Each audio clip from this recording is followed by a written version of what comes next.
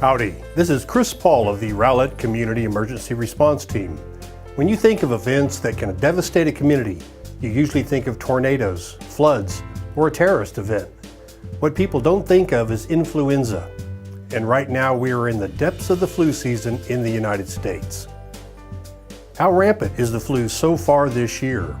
According to this week's FluView report, flu activity is widespread in most of the country, and key indicators used to measure severity are climbing sharply. H3N2 viruses remain the most common. Flu activity has been elevated for 9 consecutive weeks, and an average season lasts about 13 weeks. However, because this season started relatively early, it could last longer than average. As always, the best way to prevent seasonal flu is by getting a flu vaccination each year. Flu vaccines protect against the influenza viruses that research indicates will be the most common during the upcoming season.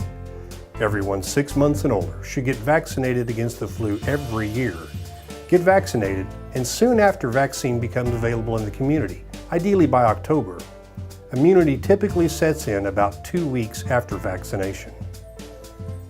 What are the symptoms of the flu? The flu can cause mild to severe illness and at times can lead to death. The flu is different from a cold. The flu usually comes on suddenly, and some of the symptoms may include fever or feeling feverish or chills, a cough, sore throat, runny or stuffy nose, muscle or body aches, headaches, and fatigue. And some people may have vomiting and diarrhea, though this is more common in children than adults. Let's talk about ways to prevent the flu. To begin with, you don't have to go through that much trouble.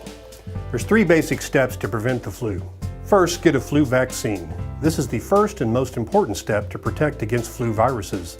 There are many local outlets to obtain inexpensive vaccinations. Second, take simple precautions to limit your exposure to the virus. Try to avoid close contact with sick people. If you are sick with flu-like illness, CDC recommends that you stay home for at least 24 hours after your fever is gone, except to get medical care or for other necessities. And your fever should be gone without the use of a fever-reducing medicine. While sick, limit contact with others as much as possible to keep from infecting them. And cover your nose and mouth with a tissue when you cough or sneeze. Throw the tissue in the trash after you use it. Wash your hands often with soap and water. If soap and water are not available, use an alcohol-based hand sanitizer. Avoid touching your eyes, nose, and mouth. Germs spread this way. And clean and disinfect surfaces and objects that may be contaminated with germs like the flu. Lastly, use antiviral drugs if your doctor prescribes them. If you get the flu, antiviral drugs can treat your illness. Antiviral drugs are different from antibiotics. They are prescription medicines, pills, liquids, or an inhaled powder, and they're not available over the counter. And antiviral drugs can make the illness milder and shorten the time you're sick. They may also prevent serious flu complications. For more information on influenza prevention and treatment, the Center for Disease Control offers a wealth of information at CDC.gov as well as flu.gov. Take a few simple steps to take care of yourself, your family, and your community by doing your part to prevent the spread of influenza.